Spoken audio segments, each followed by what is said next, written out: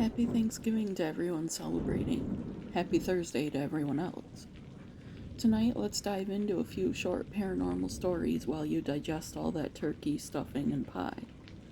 Side note, tomorrow, Friday, there won't be a video because today I'm prepping, cooking the entire Thanksgiving feast, and cleaning up, so I won't have time to film a video for Friday. My apologies, but I'll be back Saturday. Until then, enjoy some of the scariest true paranormal house haunting stories that have been sent to me. Our first story comes from Janice, a retired teacher who was evicted from her first marital residence by a rude ghost. Janice writes, I married my husband during his senior year of college. We moved into the smallest one-bedroom apartment above his parents' garage. When I say small, I mean we had room for a full-size bed and one dresser. His parents insisted on us living there to save money for our first home, and we were grateful and didn't want to offend them, so we accepted. Nobody had ever actually lived in this apartment. It was part of the garage when his parents bought the house, so they gave us permission to make it our own with a fresh coat of paint and whatever decorations we could fit. But shortly after we moved in, we realized this place was haunted by something stronger than a spirit. We still believe to this day we dealt with a poltergeist. From the second day we moved in, we witnessed glasses flying off the counter, dishes being thrown on the floor, and my husband was even scratched a few times. The atmosphere in this apartment was thick and heavy, always. There was never a light-hearted, happy feeling in this place, no matter how hard we tried. Just a couple of weeks after we moved in, we experienced the final straw. My husband was in the shower, and I was out chopping vegetables for our stew, when he came running out in his towel yelling, "Come look at the mirror!" I followed him in the bathroom, wearing red lipstick, my favorite red lipstick, may I add, were the words, "Bruce, get out." We stayed in his parents' house that night and never stayed another night in that apartment. We weren't going to be somewhere we clearly weren't welcome. Tonight's second story was sent in by Mike. When my mom and dad got divorced, my mom grabbed us kids and moved into a new house, saying she just wanted a fresh start. What my siblings and I didn't know at the time was that the house previously belonged to a widower who had lost 2 husbands in the home. Her first husband was an alcoholic and sadly succumbed to his drinking habit. He was found face down on the garage floor, where he would commonly sit and drink while listening to the radio.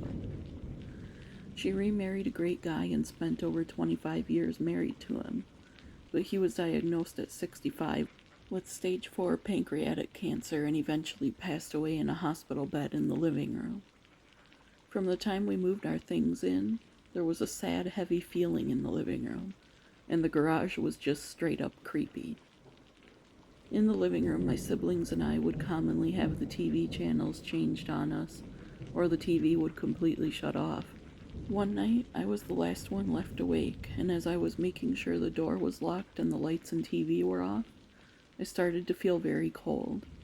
I went in the kitchen to grab a glass of water to take up to bed, and when I re-entered the living room, I saw a male figure dart up the stairs.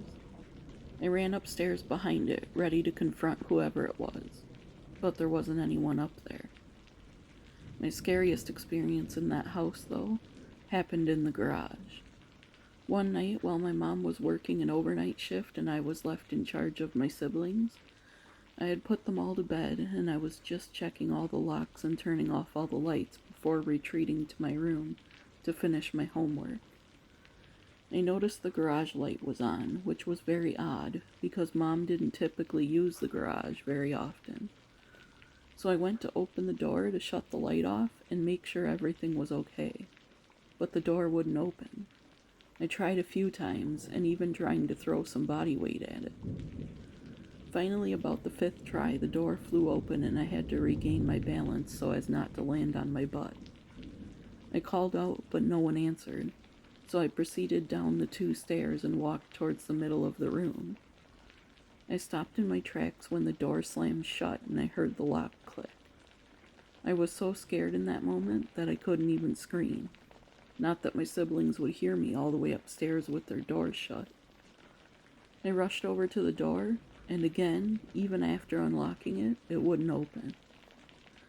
Panicking, I leaned forward to take a few deep breaths and gather my thoughts, when I heard the sound of bottles or glasses clanking together. I looked in the direction of the sound and saw what looked like cigarette smoke in the air. I retried the door a few times, but nothing happened, so I started banging on the door and calling for my brother. He wasn't hearing me, so I again tried the door, and it opened. I shut the light off, closed the door, and ran, not looking back. We lived in that house maybe 5 months. We all experienced things like doors slamming, lights being shut off, being stuck in rooms, and hearing and seeing things. Story 3 comes from our listener, Lynn. I just moved out of my first apartment because it scared me so badly. I was excited to have my first place. No roommates, no parents, no one telling me what I could or couldn't do, and no fighting over the bathroom and shower time. I was listening to music and unpacking the first day in the new place. I was singing along with the music, putting cups in one of the kitchen cabinets, having a good old time, when the song stopped mid-chorus and the Alexa speaker said, "I'm sorry, I didn't get that." I hadn't said anything, so I told it to resume, and the song continued. A short while later, I was making a quick sandwich, and again, the Alexa stopped mid-song. But this time it said, "Looking up the best recipe for homemade mac and cheese." I had never had a problem with the Alexa. It was relatively new and never glitched at all in my old place. When I laid down for bed that night, I scrolled my social media for a bit, answered a few messages, and fell asleep rather quickly. I was woken up later by the Alexa speaker going off. 2 a.m. alarm. Who the heck would set a 2 a.m. alarm? I said out loud. I told the Alexa to cancel all upcoming alarms just to make sure nothing else went off. Eventually I fell back asleep. But not for long, because again I was woken up by the Alexa. Only this time it was blaring rock music at full volume. When I told it to pause or turn down, it wouldn't budge. On my way to shut it off manually, the door slammed in my face. I couldn't get out of my bedroom, and the music continued to blare. A few seconds later, I was able to get the door open, rush to the speaker, and turn it off manually. Thankfully, the landlord was flexible and allowed me to back out of the lease because I wasn't staying there. I had never experienced something like it, and since moving out, my Alexa has never had an issue, so I know that apartment was haunted.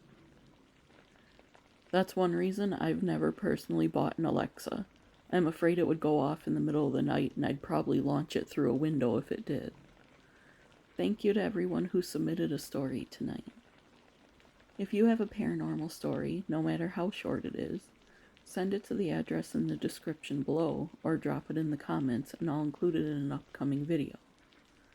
Please like and share this video, subscribe if you haven't, I would greatly appreciate it. And I hope you all have a wonderful Thanksgiving. And with that, see you Saturday, friends.